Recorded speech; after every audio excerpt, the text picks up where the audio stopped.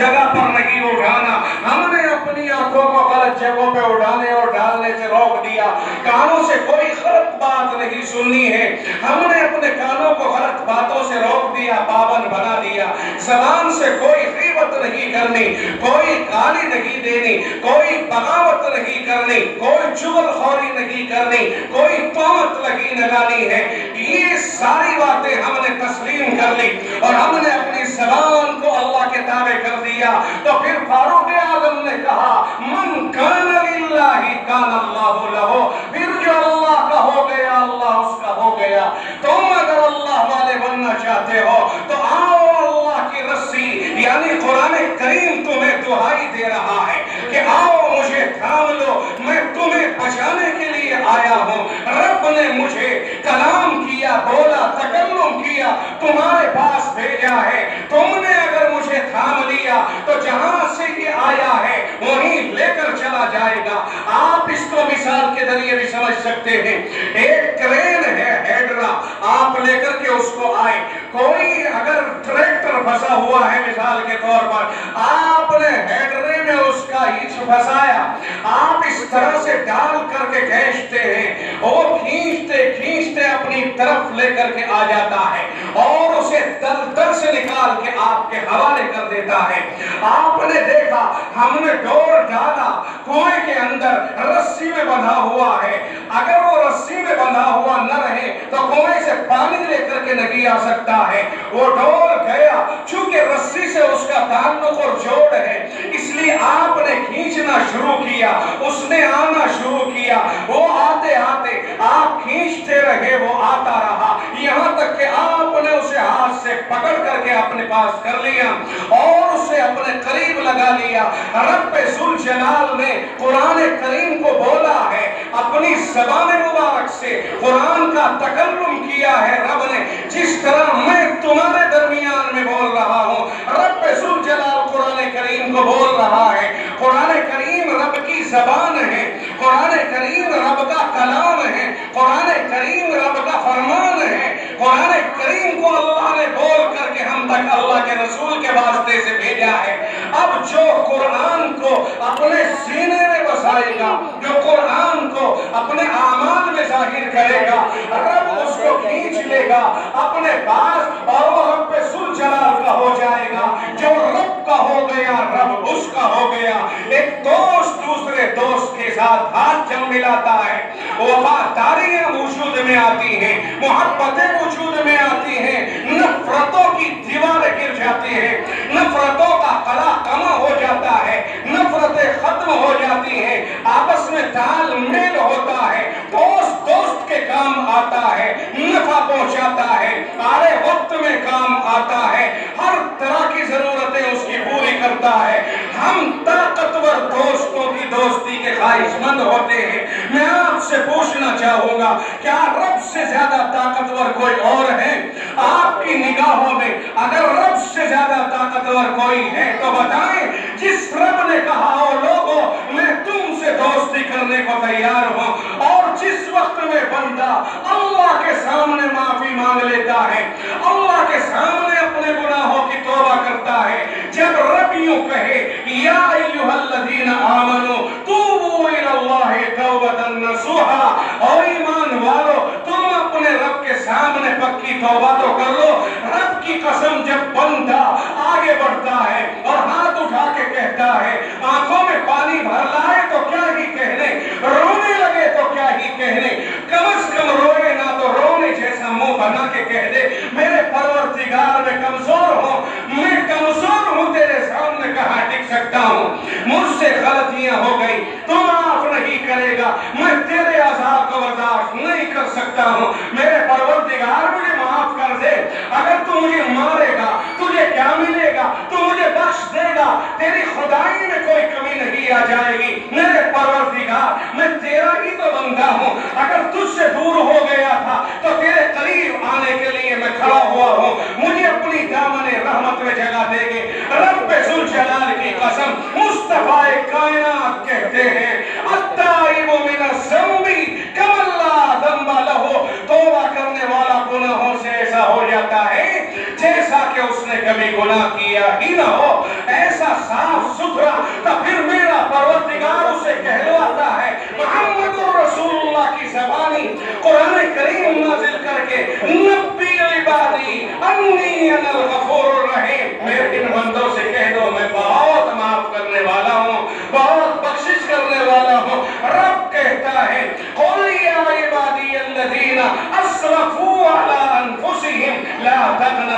रहमतिल्लाह। ओ मेरे वो बंदो जिन्होंने हमेशा अपने ऊपर गुनाह करके जुल्म ज़ियादतियां की हैं, सुबह उठा गुनाहों में लग गया, ब्याज खोर ब्याज का हिसाब लगाने लग गया, सटेल सट्टे का हिसाब लगाने लग गया, जुआरी जुए की मजलिसों को तलाश करने लग गया, बेनमाजी पड़ा सोता रहा, जालिम जुल्म की तरफ निकल के चल दिया, बेईमान बेईमानी की तरफ निकल के चल दिया। रब कहता है ओ मेरे वो बंदो जिन्होंने हमेशा गुनाह कर करके अपने ऊपर ज़ियादतियां ही ज़ियादतियां की हो और उन्होंने कभी नेक काम न किए हो, ला तक़नतू मिन रहमतिल्लाह, वो अल्लाह की रहमत से मायूस न हो, वो अल्लाह की रहमत से मायूस न हो। इन्नल्लाह यग़फ़िरु ज़ुनूब जमीआ, अल्लाह सारे ही गुनाहों को बख्शने वाला है, रहम करने वाला है, माफ करने वाला है। ये रब ज़ुल जलाल कहता है। फरमाया हदीस पाक में जब बंदा तौबा कर लेता है तो रब ज़ुल जलाल उसके लिए आसमानों पे आवाज लगाते हैं और फरिश्तों तुम चिरागा करो, खुशियां मनाओ। रब क्या बात है? फरमाया फला मेरे बंदे से, फला मेरे बंदे ने मुझसे मुसालहत कर ली है, सुलह कर ली है, वो मुझसे दूर भाग रहा था, उसने मुझसे सुलह कर ली है, लिहाजा मैं उसके लिए खुशियां मनाने का ऑर्डर जारी करता हूँ। फरिश्ते खुशियां मनाते हैं आसमानों में कि फला बंदा अल्लाह से दूर था, अब अल्लाह से मिल गया। मेरे भाई गुनाह होते रहते हैं,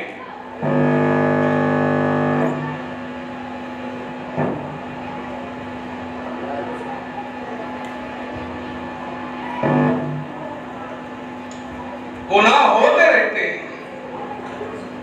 होते रहेंगे, लेकिन तौबा न करना ये बड़ा जुल्म है और बड़ा जुर्म है। उस रब ने बख्शने का वादा फरमाया है। किसी की शान में अगर गुस्ताखी हो जाए, आप उससे जाकर के मिलना, अपने लिए शर्मिंदगी न महसूस करें। इसलिए आज ये शैतान हमारे दरमियान दीवार की तरह खड़ा हुआ है। उसने अपने रब से कहा था, उसने खल्लाक़े आलम से कहा था, उस वक्त में जब आदम अलैहिस्सलाम को अल्लाह ने पैदा फरमा दिया और फरिश्तों से कहा था सजदा करो, इब्लीस भी वहीं मौजूद था, उसने सजदा नहीं किया था, वो खड़ा रहा। हदीस पाक में आता है दुनिया के 100 साल की मिकदार तक खड़ा रहा। दुनिया में 100 साल जितने होते हैं इतने दिनों तक इब्लीस खड़ा रहा और फरिश्ते सजदे में पड़े रहे। अल्लाह ताला ने पूछा इतना ज़माना गुजरने के बाद मा मनाका अल्लाह तस्जुद इज़ अमरतुका, ये बताओ जब मैंने तुझे हुक्म दिया था तो तुझे सजदे से किस चीज ने रोका है? और फरिश्ते सजदे में पड़े हैं, सजदा तुझे भी करना था, तूने सजदा मेरे हुक्म से नहीं किया। अब ये बता कौन सी चीज है वो जिसने तुझे रोक दिया? भाई बड़ा तो मैं हूं, मुझसे बड़ी कोई चीज हो तो तू बता तो सही। तो धुतकारे और बेईमान और लईन ने यूं कहा था अना खैरुम मिन्हु, मैं इससे बेहतर हूं। बेवकूफ कहीं के, बेहतर तू कैसे कह रहा है? इसलिए कि बेहतराई को तो अल्लाह जानता है जिसने तुझे भी बनाया है और उसे भी बनाया है, लिहाजा बनाने वाला जानता है कि ये कौन सी क्वालिटी इनमें अच्छी है। एक कारीगर चीज बनाता है ना, आप कहते हैं साहब अच्छी क्वालिटी की देना, वो दे देता है। एक ही कंपनी की 3 चीजें पेश कर दी, वो कहता है साहब ये बेहतर है। उन्होंने कहा ये कौन सी बात है कि हमें तो ये अच्छी लग रही, उन्होंने कहा तुम्हें अच्छी लग रही ले जाओ, लेकिन बनाने वाला मैं हूं, मुझे मालूम है इसमें क्या है और इसमें क्या है। इब्लीस कहता है मैं बेहतर हूं, अना खैरुम मिन्हु। अच्छा साहब कैसे बेहतर? और उसने जवाब दिया अकली एतबार से। देखो याद रखना, ठीक है, इब्लीस के पास इल्म भी था, पावर बैंक की जरूरत है, इब्लीस के पास अकल भी थी।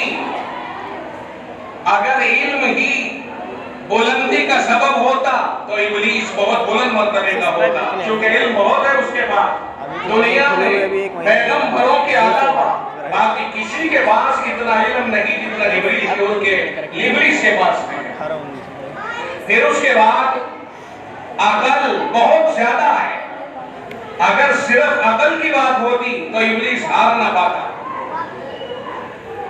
याद रखिए, अगर अकल ही आदमी को आगे बढ़ाती तो इब्लीस कभी ना हार पाता। बात यह है कि इब्लीस के पास अकल भी थी, इब्लीस के पास इल्म भी था, लेकिन इश्क नहीं था, इश्क से खाली था। अगर इश्क होता तो कह देता मेरे रब तूने हुक्म दिया है, सरे तस्लीम हम है जो मिजाजी प्यार में आए, मेरा घर वहीं झुकेगा जहां मुझे आपका हुक्म होगा। इश्क नहीं था, इश्क से खाली, इसलिए मारा गया, तकब्बुर की वजह से मारा गया। अकल दौड़ा रहा है। किसी में होते हैं ना, एक ऐसा है जिसमें लाइट। हमें याद रखना, शरीयत मुतहरा के सामने अपने अकल, अपना तकब्बुर, अपना गुरूर और घमंड और खानदानी बड़ाई को जमीन पर दे मारना चाहिए। जहाँ शरीयत हमें हुक्म दे झुकने का, वहाँ हमें झुकना चाहिए, और जहाँ शरीयत कहे खड़ा होने के लिए वहाँ खड़े हो जाना चाहिए। अगर अपनी अकल के एतबार से हम कहें ना मैं ये नहीं कर सकता, मैं कहाँ और ये कहाँ, बस यही है वो जहाँ आदमी मारा जाता है। अकल याद रखिए, अकल इंसान के लिए नजात का मदार नहीं, इश्क है जो इश्क खुदाबंदी और इश्क रसूल में सरशार होगा इंशाअल्लाह अज़ीज़। अल्लाह और उसका रसूल उसी के, अल्लाह और उसके रसूल की खुशबू उसी को हासिल होगी। आप उनके साथ रहते तो वहाँ भी मार, अब उसने कहा अना खैरुम मिन्हु, मैं इससे बेहतर हूँ। अच्छा साहब कैसे आप बेहतर हैं? कहने लगे खलक़तनी मिन नार व खलक़तहु मिन तीन, आपने मुझे आग से बनाया और इसको मिट्टी से बनाया, लिहाजा आग बुलंद होती है, मिट्टी नीचे को जाती है। आप मुझे बुलंद होने वाली चीज को झुकने के लिए कह रहे हो, उसके सामने कि जिसे ऊंचे फेंके तो नीचे आए। तो यहाँ देखिए अकल ने दलील दी है ना। अगर इस अकल से दलील दी हुई को इश्क से के पैमाने से हटा लिया जाए और ताबेदारी के पैमाने से हटा लिया जाए, ईमानदारी से बताओ अकल के एतबार से उसने दलील कैसी दी है? हारने वाली के हराने वाली। उन्होंने तो साफ साफ कह दिया खलक़तनी मिन नार, आपने मुझे आग से पैदा किया है, और आग को जलाओ ऊपर को भागती के नीचे को जाती है, और इसको मिट्टी से बनाया है वो खलक़तहु मिन तीन, और मिट्टी को ऊपर को फेंके नीचे को आती के नहीं आती। लिहाजा जो नीचे को आने वाली चीज है झुकने वाली, उसके सामने उसे झुकने के लिए कह रहे हो जो झुकता नहीं बल्कि बुलंद होता है। आप क्या उल्टी बात कर रहे हो? अल्लाह के सामने कह रहा हूँ अपनी अकल को इतना दौड़ाया। तो अल्लाह ताला ने क्या फरमाया? फरमाया जाओ यहाँ से, फखरुज मिन्हा फइन्नका रजीम, जाओ यहाँ से निकल जाओ, मरदूद हो तुम, धुतकारे हुए हो तुम। आज तक तुम्हारा मर्तबा यह था कि जन्नत में तुम जहाँ चाहते घूमते, लेकिन आज तुम्हारा मर्तबा यह है कि जन्नत के करीब भी मत आ जाओ, निकल जाओ यहाँ से। तो चलते चलते कहने लग गया कि अच्छा मुझे आपने इनकी वजह से निकाला है ना? कहा नहीं, इनको तूने सजदा नहीं किया, मेरा हुक्म नहीं माना इसलिए निकाला। का सबक तो यही बनाना कि ठीक है, अगर ये मेरे जन्नत से निकलने का जरिया बन रहा है आदम, तो सुन ले, मुझे जरा सी मोहलत दे दे। कहा क्या मोहलत चाहिए? कहा कयामत तक की मोहलत चाहिए। अल्लाह ने फरमाया जब तक पहला सूर फूंका जाएगा, यानी बिगल बजाया जाएगा दुनिया को खत्म करने का, उस वक्त तक की हम तुम्हें मोहलत देते हैं। तो वो मरदूद जब जन्नत में था उससे पहले से और उसके बाद से आज तक दुनिया की कमान कर रहा है। आज तक जितने भी दुनिया में शैतान है तमाम उसी के चेले हैं, और उसी की बादशाह पूरी दुनिया के ऊपर चल रही है। और मरेगा वो उस दिन जिस दिन सारी दुनिया खत्म होगी, सबसे आखिर में मारा जाएगा, सबसे आखिर में मारा जाएगा। अल्लाह ने इतनी मोहलत दी है उसको, कितनी उम्र हो गई उसकी, कोई उसकी उम्र का अंदाजा नहीं लगाया जा सकता है। अब कहने लग गया कि ठीक है सुम्मा लआतियन्नहुम मिन बैनि अयदीहिम व मिन खल्फिहिम व अन अयमानिहिम व अन शमाइलिहिम। ये फोन में मैं दाएं से बाएं से आगे से पीछे से हर तरफ से इनको आदम की औलाद को बहकाऊंगा, हर तरफ से वार करूंगा। कोई मौका ऐसा नहीं छोड़ूंगा कि जब मैं आदम की औलाद को न बहकाऊं, हर तरफ से मैं आदम की औलाद को बहकाऊंगा। और सुन ले, देखिए अल्लाह को चैलेंज कर रहा है, वला तजिदु अक्सरहुम शाकिरीन। मौला करीम, आप इसकी औलाद में जितने भी पैदा होंगे उनमें से ज्यादा बड़ी तादाद को शुक्रगुजार नहीं पाओगे, शुक्रगुजार नहीं पाओगे, नाफरमान पाओगे। आज दुनिया का हिसाब लगा के देख लो, जो शैतान ने कहा था वो हो रहा है कि नहीं हो रहा। बात समझ में आ रही थी? ये कह के हमने सामने की बात है कि ऐसा नहीं है कि साहब उसने यूं ही खामखा हवा में तीर मार दिया हो। वो हवा में तीर मारकर नहीं आया, बल्कि वो रब के सामने आमने सामने बात करके आया है। बात करके जैसे मैं और तुम आमने सामने और चैलेंज करके आया है कि दुनिया में जाऊंगा और इस कदर मेहनत करूंगा, इतना दबाव बनाऊंगा इंसानों के ऊपर बहकाने का कि तुम जितने इंसान पैदा करोगे उनमें से अक्सर यानी बहुत बड़ी तादाद को शुक्रगुजार नहीं पाओगे। यहीं से ये बात साबित हो गई कि जो आदमी नाशुक्र होता है वो खुदा का नाफरमान भी होता है। इसलिए कि उसने ये कहा ला तजिदु अक्सरहुम शाकिरीन, आदम की औलाद में से जितनी पैदा होगी उनमें से ज्यादा तादाद को शुक्रगुजार नहीं पाओगे। और भाई खुदा की नियमतों के ऊपर नाशुक्री करना ये इसमें शामिल है। जिसमें नाशुक्री का मादा पैदा हो गया उसमें हजारों बुराइयां पैदा हो जाएंगी। हमें अल्लाह ने क्या नहीं दिया, लेकिन इसके बावजूद अल्लाह की नाशुक्री करते हुए नजर आते हैं। अजी इस बात तो कुछ भी ना है, अजी ये भी ना है और ये भी ना है। ना शुक्रियों पे ना शुक्रिया, खुदा की कुफराने नेमत जब बंदा नाशुक्री पे उतर जाता है तो समझ लो अल्लाह की निगाहों में दूर हो जाता है। क्योंकि अल्लाह कहता है इन शकरतुम लअज़ीदन्नकुम, अगर तुम शुक्र अदा करोगे तो मैं खूब दूंगा, वला इन कफरतुम इन अज़ाबी लशदीद, और अगर तुम नाशुक्री करोगे तो फिर सुन लो मेरी पकड़ बहुत सख्त है। तो बंदा नाशुक्री भी करता है इसके नतीजे में। तो मेरे भाई मुझे बताना ये था कि शैतान ये कहकर के आया है खुदावंद आलम से कि मैं इंसानों को बहकाऊंगा, और ये दावा करके आया है कि बड़ी तादाद को आप शुक्रगुजार नहीं पाएंगे। हम देख रहे हैं कि शैतान ने मेहनत की, हमारे दिलों में वसवसे डाले, और बहुत बड़ी तादाद अल्लाह के बंदों की, बहुत बड़ी तादाद इंसानों की गुमराही की तरफ चली गई। और इस गुमराही के बारे में मुस्नद अबू याला वगैरह की हदीसों में रसूल अकरम सल्लल्लाहु अलैहि वसल्लम का इरशाद गिरामी है। आकाए रहमत सल्लल्लाहु अलैहि वसल्लम ने फरमाया कि दुनिया अल्लाह ताला ने इंसान और जिन्नात और फरिश्तों की 72 सफ़े बनाई, तो 73 सफ़े बनाई। 72 सफ़ों में फरिश्ते थे और एक सफ़ में इंसान और जिन्नात थे। तवज्जो से सुनना, तज़किया कर रहा हूं मैं आपके सामने, दुनिया का तज़किया करो। 73 सफ़े अल्लाह ने सबकी बनाई, बराबर 73 सफ़े, जैसे इस दीवार से इस दीवार तक बराबर सफ़े लग रही हो, और 73 सफ़े, 72 सफ़ों में फरिश्ते और सिर्फ एक सफ़ में इंसान और जिन्नात। पता चला कि 72 सफ़े 72 गुना ज्यादा फरिश्ते हैं इंसान और जिन्नातों की तादाद से। फिर अल्लाह के नबी अलैहिस्सलाम ने फरमाया कि फिर अल्लाह ताला ने 73 सफ़े बनाई, जिनमें से 72 सफ़े जिन्नात की और एक सफ़ इंसानों की रह गई।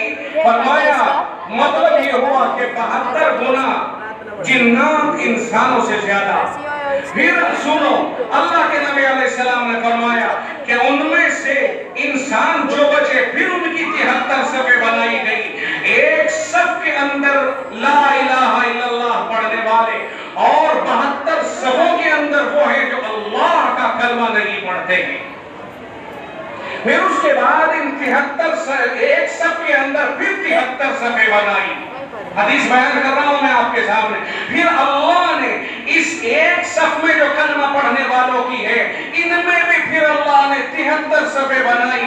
इनमें से 73 में से 72 सफे कलमा पढ़ने की वो है, कलमा पढ़ने वालों की जो गुमराह हो गई, जिन्होंने किसी ने कोई अकीदा बना लिया है, कोई कब्र पे जाके टक्कर मार रहा है, कोई तबाहकारियों में कहीं पड़ा है, कोई कहीं अकाइद काहे के एतबार से तबाहियों और बर्बादियों में चले गए। पढ़ते तो कलमा जरूर है, लेकिन उनके अकाइद के एतबार से इतने बुरे अकीदे हो गए, कलमा पढ़ने के बावजूद। आप देखेंगे फरमाया नबी रहमत सल्लल्लाहु अलैहि वसल्लम के 73 सफों में से 72 सफे गुमराह मुसलमानों की रह गई और एक सफ सिर्फ रास्त पर रहने वालों की रह गई। अल्लाह के नबी से पूछा गया, या रसूल अल्लाह, वो एक सफ कौन होंगे? वो एक सफ जो 73 ला इलाहा इल्लल्लाह पढ़ने वालों की सफों में 72 गुमराह हो गए, मुसलमान कहलाने के बावजूद फिर गुमराह हो गए। मैं आपके सामने इसकी एक मिसाल पेश करूंगा। अभी हमने पढ़ा और देखा, खबरों में भी आया, सोशल मीडिया के ऊपर, ट्यूनिस एक रियासत है मुसलमानों की, 99% मुसलमान है उस रियासत के अंदर, 99%। ट्यूनिस के अंदर 99% मुसलमान है, सिर्फ 1% है गैर मुस्लिम ईसाई।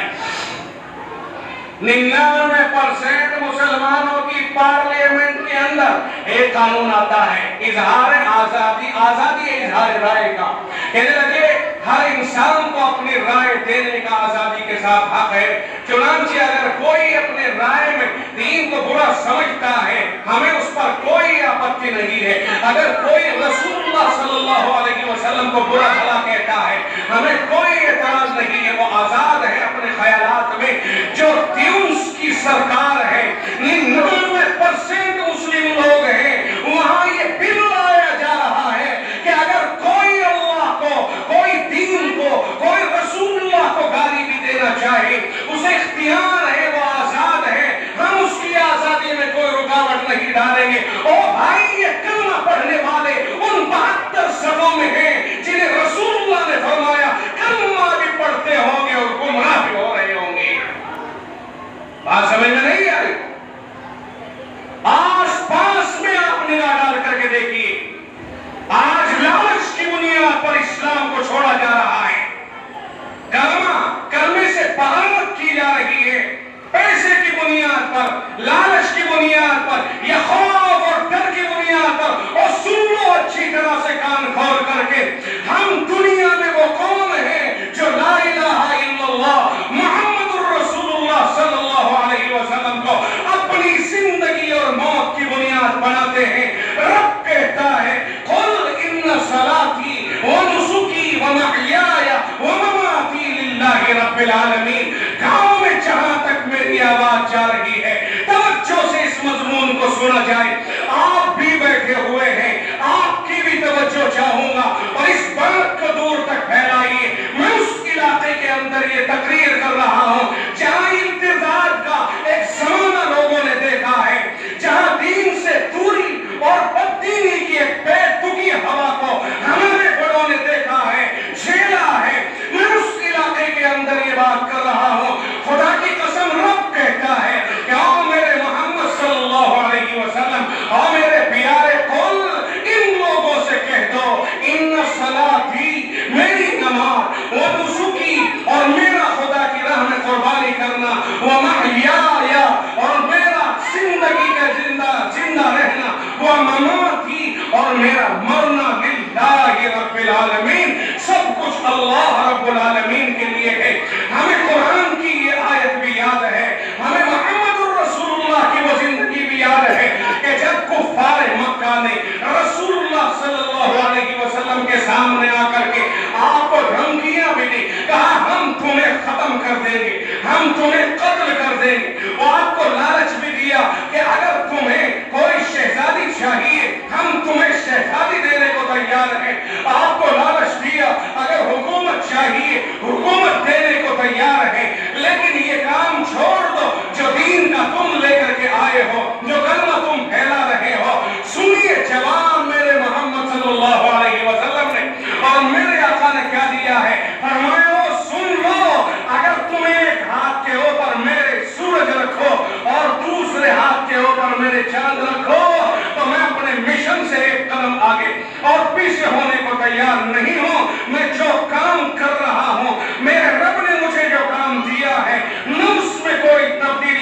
सकता हूँ, न उसे छोड़ सकता हूँ, न किसी की मौत की धमकियों में आ सकता हूँ, न किसी के लालच में आ सकता हूँ। हमें रसूल की जिंदगी भी याद होनी चाहिए।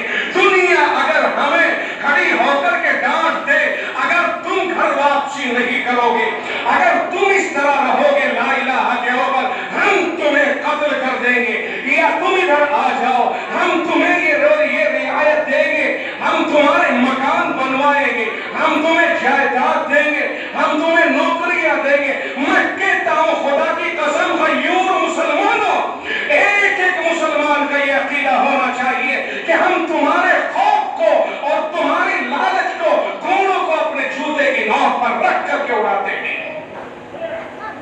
हम ला इलाहा इल्लल्लाह मुहम्मदुर रसूलुल्लाह सल्लल्लाहु अलैहि वसल्लम पर सौदा नहीं कर सकते थे। बोलो आपकी क्या राय? कर रहे हो? ला इलाहा इल्लल्लाह जोर से पढ़ो, कलमा पढ़ के सुनाओ। इसी कलमे पर जीना चाहते हो कि नहीं? रसूल रहमत सल्लल्लाहु अलैहि वसल्लम ने फरमाया, मन काना आखिरु कलामिही ला इलाहा इल्लल्लाह दखलल जन्नह, जिसकी ज़बान पर आखिर में ला इलाहा इल्लल्लाह चढ़ जाएगा वो जन्नत में दाखिल होगा। ये मेरे महबूब की गारंटी है। और कुरान कहता है, या अय्युहल्लज़ीना आमनु तक़ुल्लाहा हक़्क़ तुक़ातिही व ला तमूतुन्ना इल्ला व अंतुम मुस्लिमून।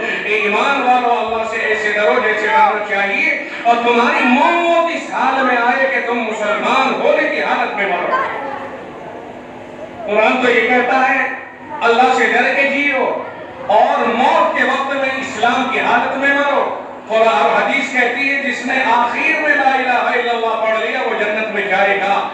अब इसका मतलब ये समझ में आया कि जिंदगी अगर कलमे के मुताबिक गुजरती रही और दीन के मुताबिक गुजरती रही तो यकीन किया जा सकता है कि अल्लाह अपनी रहमत से आखिर में हमारी ज़बान पर जिंदगी भर दीनदार रहने की वजह से कलमा चढ़ा देगा। क्योंकि जिस काम में आदमी की जिंदगी गुजरती है उसी काम की धुन होती है, इंशाअल्लाह आखिर में भी ला इलाहा इल्लल्लाह चलेगा। और जिसकी धुन दूसरी हो, प्याज खोरी करता हो, मक्कारी करता हो, सफेद हो, जुआरी हो, हरामकारियां करता हो और मुसलमानों में एक दूसरे के खिलाफ नफरतें डालता हो, बिरादरवाद फैलाता हो, ये गुजर है, ये रंगहर है, ये अंसारी है, ये कुरैशी है, याद रखिए वो सालिम है, अल्लाह और उसके रसूल का दुश्मन है जो बिरादरवाद फैलाता है। इसलिए कि मेरे रब ने बिरादरियां नहीं पैदा फरमाई, बिरादरियां हमने बनाई है। मेरे रब ने इंसान पैदा फरमाए के हमें मुसलमान बनाया है। जिन्होंने बिरादरी के नाम पर बदमाशियां फैलाई है वो रब करीम के सामने खड़े होकर के क्या जवाब देंगे? उन बदमाशों का इलाज क़यामत के दिन किया जाएगा।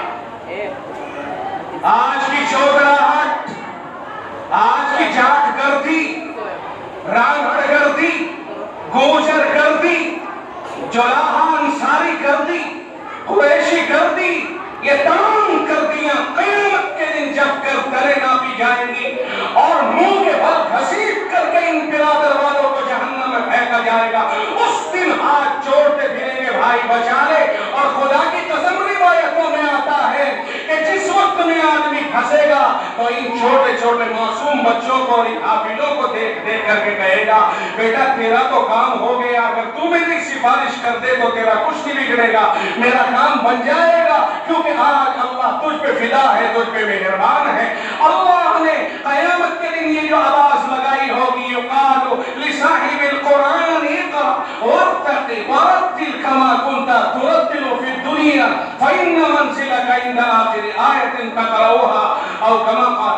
आका ने फरमाया क़यामत के दिन कुरान करीम के हाफिज को अल्लाह आवाज लगाकर यूं कहेगा, कुरान करीम पढ़ना शुरू कर, जन्नत खुली हुई है, उस पे चढ़ना पढ़ना दोनों शुरू कर, चढ़ता भी जा पढ़ता भी जा जहां तक। और देखो ऐसे पढ़ना जैसे तो दुनिया के अंदर कुरान करीम को संभल संभल के पढ़ता था, अच्छे अंदाज में पढ़ता था।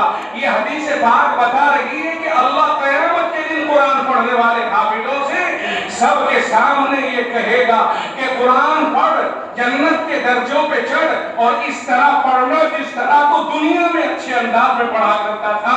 और फरमाया जाएगा तेरा ठिकाना वहीं तक होगा जहां तक जन्नत तुम्हारे, जहां तक तुम्हारा कुरान खत्म होगा वहीं तक जन्नत तुम्हारे नाम हो जाएगी।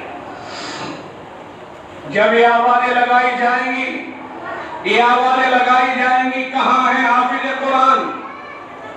रब्बे जुल जलाल उनको हाफिजों को आवाज लगा के बीच में बुलाएगा, एहसास फरमाएगा उनका, उनके माँ बाप की दस्तारबंदी होगी।